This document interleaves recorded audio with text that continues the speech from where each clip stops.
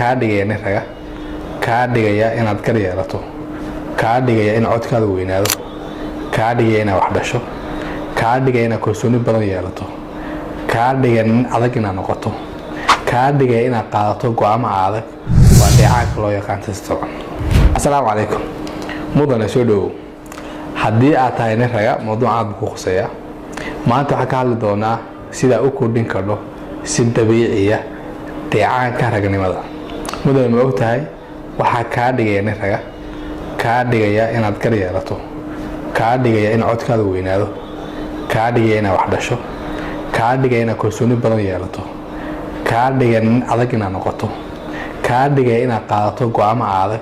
waa dheecaanka loo yaqaan testosterone. dheecaankan wuxuu ku badan yahay ragga, gabdhuhu way leeyihiin laakiin wuu ku yaryahay.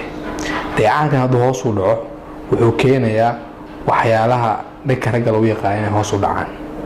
dheecaankan wuxuu maamula qanjiro kala duwan kuwaasoo ka qayb qaata in la soo sii daayo.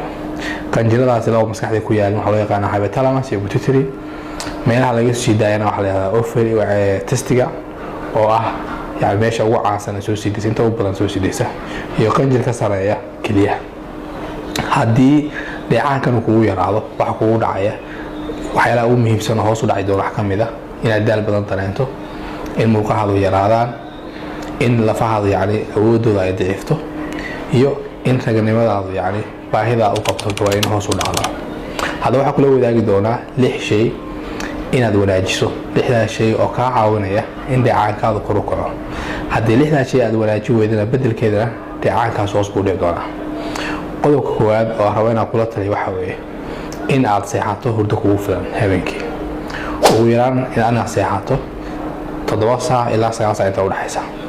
haddaa intaad joogtayso waxaa laisla waafaqsan yahay oo baaritaan lagu sameeyey oo research lagu sameeyey in qofkii hurdadiisu ay fiican tahay dheecaanka يعني ragnimadiisu ay kor u kacdo. qodobka labaad kula talinayo waxa weeye inaad stresska iska yareyso.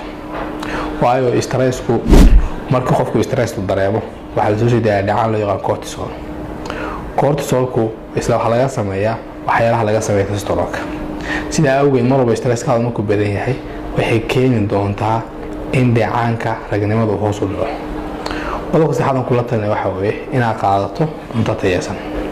waliba cuntooyinka waxaa loo baahan yahay inaad hesho cuntooyinka yani ay ku jiraan yani mineralska loo yaqaan zinkiga iyo vitamin D-ga. especially vitamin D-ga waxaa laga helaa qoraxda. iyo inaad cuntooyinka fiberska ah sida digirta, cambuulada, sareenka, kuwaasoo kor u qaadi doona in dheecaanka uu aad u kaco.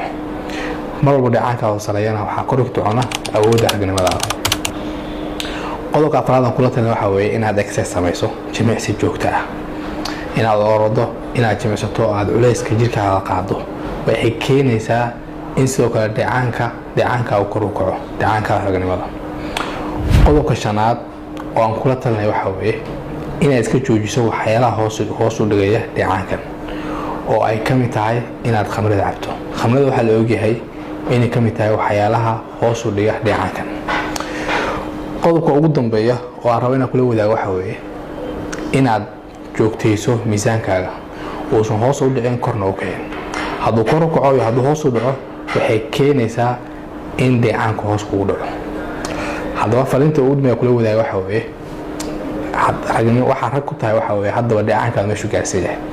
haddaa rabto inaad si fiican u fikirdo, haddaa rabto moodkaada u fiicnaado, haddaa rabto in yani aad go'aamo fiican qaadato, haddaa rabto inaad horumar gaadho, waxaa loo baahan yahay in dheecaankaada aad ilaaliso.